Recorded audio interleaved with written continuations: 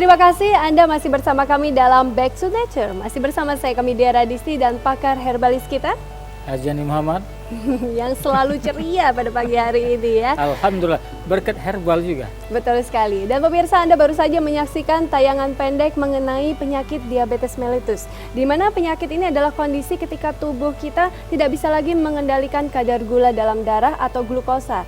Dan biasanya penyakit ini akan timbul di mana kadar gula glukosa itu terus meningkat dan akhirnya terjadi penumpukan. Nah, kita akan membicarakan di sini mengapa hal itu bisa terjadi dan bagaimana penanganannya untuk penyakit diabetes mellitus. Tentu saja bersama pakar kita, pakar herbalis dan para tamu kita yang sudah ada di sini. Mungkin dari dokter sendiri, saya ingin bertanya tentang diabetes mellitus sendiri ini bagaimana?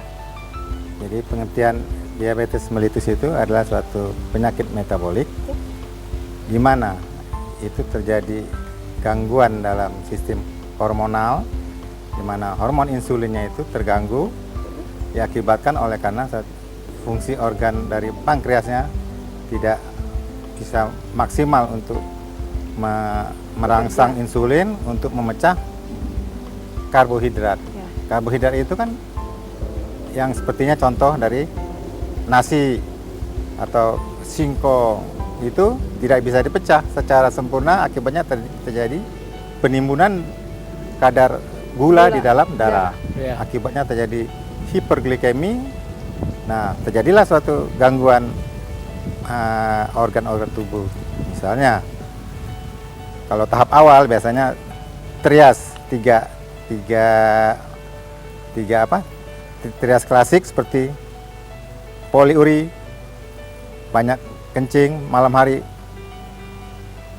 poli pagi, banyak makan, cepat aus, cepat lapar, dan polidipsi, jadi haus, jadi cepat minum terus, jadi trias klasiknya itu tahap awal ya. Penyakit begini dokter kan jarang diobati secara ini ya, tidak akan bisa sembuh kata kebanyakan orang. Pengertian orang awam begitu ya. Tapi tiap-tiap penyakit kalau pandang saya dok, dia bisa sembuh. Betul. Ya, kalau kita dengar kata para nasihat-nasihat orang-orang lama mengatakan tiap-tiap penyakit itu pasti ada obatnya kan. Betul. Kalau kadang-kadang ada stres mikirkan, apalagi di kota Jakarta ini banyak sekali. Jadi, ada 5 itu. Faktor stres juga ikut menentukan kenaikan. Terus apalagi kita dokter tuh banyak macet, terus pekerjaan, mobilitas, pola hidup, pola makan, pola kebersihan itu mengganggu juga kepada diabetes. Betul.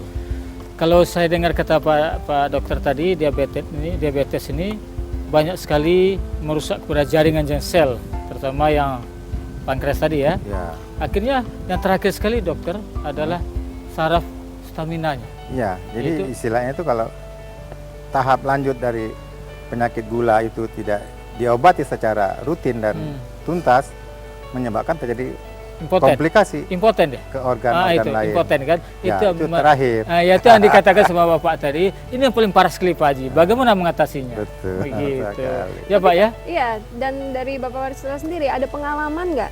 Pengalaman dari diabetes? Justru itu, karena pekerjaan saya itu banyak stres. Oleh karena itu saya sangat menghindari sekali jangan sampai terjadi dok. Betul. Keseimbangan ya.